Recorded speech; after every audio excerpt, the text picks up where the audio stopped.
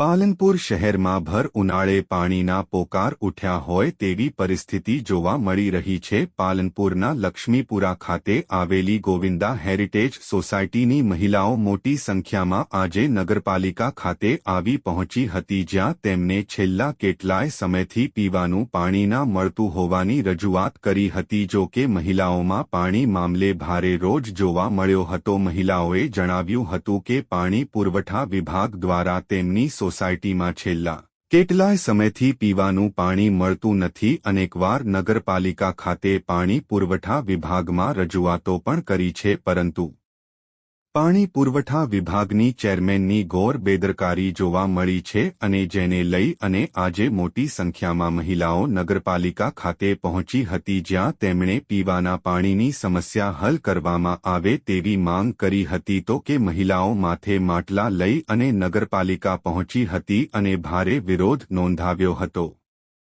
જો કે chief officer દ્વારા મહિલાઓને તેમની સોસાયટીમાં જઈ અને તપાસ કરી અને સત્વરે પાણી આપવાની ખાતરી આપતા મહિલાઓએ માટલા ફોડવાનો કાર્યક્રમ બંધ રાખ્યો હતો અને જણાવ્યું હતું કે જો ચીફ ઓફિસર દ્વારા અમારી સોસાયટીની મુલાકાત લીધા બાદ પણ જો પાણી નહીં આવે તો અમે દરરોજ અહીંયા આવી અને માટલા ફોડીશું અને વિરોધ નોંધાવીશું। ત્યારે નગરપાલિકાના પાણી પુરવઠા વિભાગના ચેરમેન દ્વારા શહેરમાં પાઇપો નાખવાનું કૌભાંડ હોય કે પછી મોટરોની ખરીદી કરવાનું હોય, ચારે બાજુ ભ્રષ્ટાચાર થતો હોય તેવી ચર્ચાઓ એ હાલમાં શહેરમાં જોર પકડ્યું છે।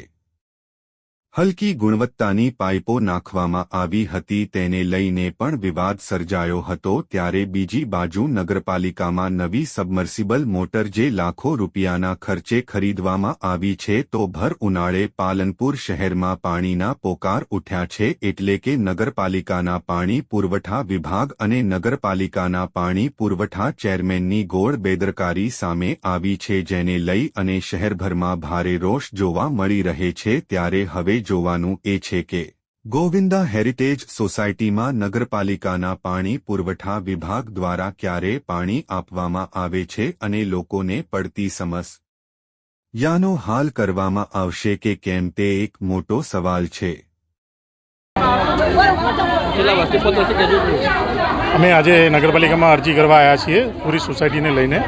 ચીફ ઓફિસર સાહેબને જોડે મુલાકાત થઈ, સાહેબે પોઝિટિવ જવાબ આપ્યો છે અમને કે અમે 1:30 વાગે સ્થળ ઉપર વિઝિટ કરવા આવીએ છીએ અને જે શક્ય બને એ રસ્તેથી તમને પાણી જલ્દીમાં જલ્દી અપાવીએ એવી અમે પ્રયત્ન કરીશું। છતાં પણ અમે 6-7 વખત અરજી આપી છે।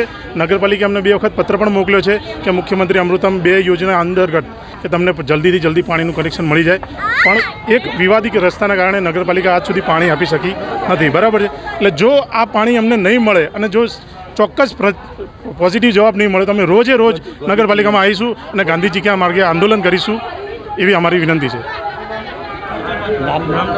મારું નામ સંજયભાઈ પટેલ છે, સોસાયટીમાં રહીએ છીએ। હેરિટેજ લક્ષ્મીપુરા જોડે સોસાયટીમાંથી અત્યારે અમે માટલા ફોડવા માટે ઓફિસમાં આવ્યા હતા, પણ સાહેબની રજૂઆતથી કે હું 1:30 વાગે તમારી સોસાયટી અમે ત્યાં આગળ આવું છું એ કારણથી માટલા ફોડ્યા નથી। પાણીની જો કોઈ સમસ્યા હાલ નહીં કરી શકે તો રોજ અમે અહીંયા આવીશું નગરપાલિકાના અંદર અને અહીંયા જ માટલા રોજ દિવસના એક માટલા ફોડી જઈશું। એટલે હવે અમે એકદમ કંટાળી ગયા। મહેરબાની કરીને પાણીની સમસ્યા અમારી સોલ્વ કરો, તમે નહીં કરો ત્યાર સુધી અમે કંઈક ને કંઈક અહીંયા આવીને ફરિયાદ કરી જઈશું। મહેરબાની કરીને પ્લીઝ। વર્ષાબેન।